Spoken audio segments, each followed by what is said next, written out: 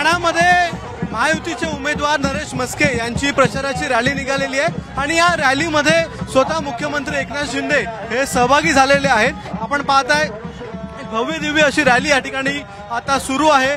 संपूर्ण ठाण्यामध्ये प्रचार जोराने चालू आलेला आहे आणि नरेश म्हस्के यांना विजयाचा आत्मविश्वास देखील आहे। स्वतः मुख्यमंत्री आपल्या बरोबर आहे। सर, नरेश म्हस्के यांच्या रॅलीमध्ये सहभागी झालेले आहेत, प्रतिसाद प्रचंड मिळतो लोकांचा एवढ्या भर उन्हामध्ये देखील, काय वाटतं?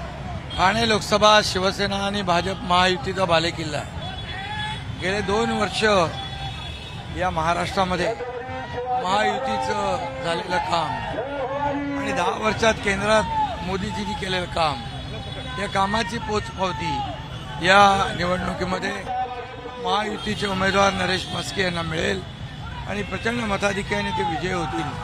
हा ठाणे लोकसभा जो आहे धर्मवीर आनंद दिघे साहेबांचा बालेकिल्ला आहे। बाळासाहेबांचं प्रेम या ठाण्यावर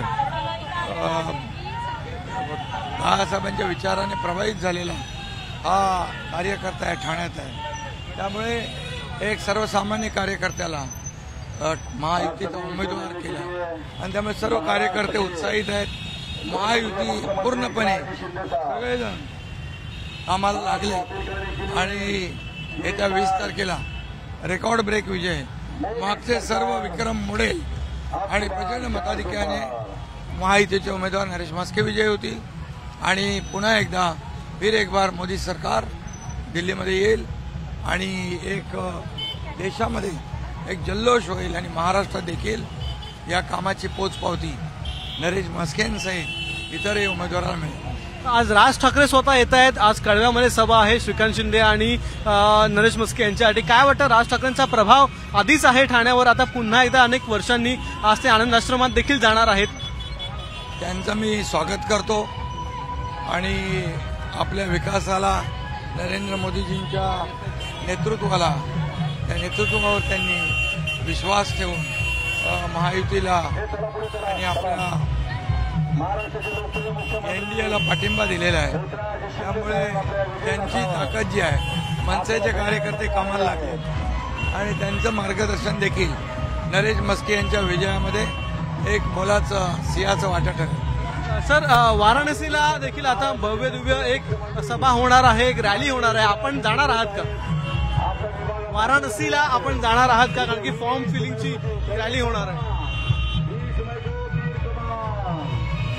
मोदीजींचा फॉर्म भरायला हो, मी आदरणीय प्रधानमंत्री नरेंद्र मोदीजी यांचं नॉमिनेशन अर्ज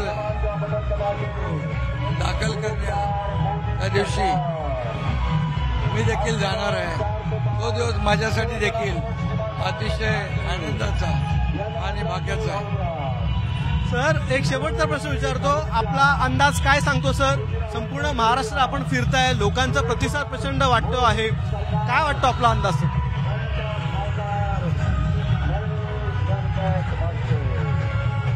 सर, ठाण्यामध्ये किती मताधिक्यांनी नरेश म्हस्के जिंकून काय आपला अंदाज वाटतो? आतापर्यंत सगळे रेकॉर्ड मोडेल नरेश म्हस्के विक्रमी मताधिक्याने विजय होतील।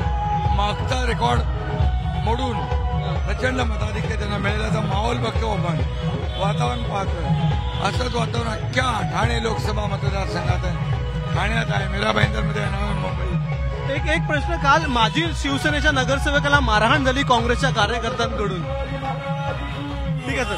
तर मुख्यमंत्री एकनाथ शिंदे आपल्याबरोबर होते आणि सध्या नरेश म्हस्के यांच्या प्रचार सभेमध्ये ते सहभागी झालेले आहेत। कॅमेरामन विनयसह अक्षय भाटकर, एबीपी माझा, ठाणे। एबीपी माझा, उघडा डोळे बघा नीट।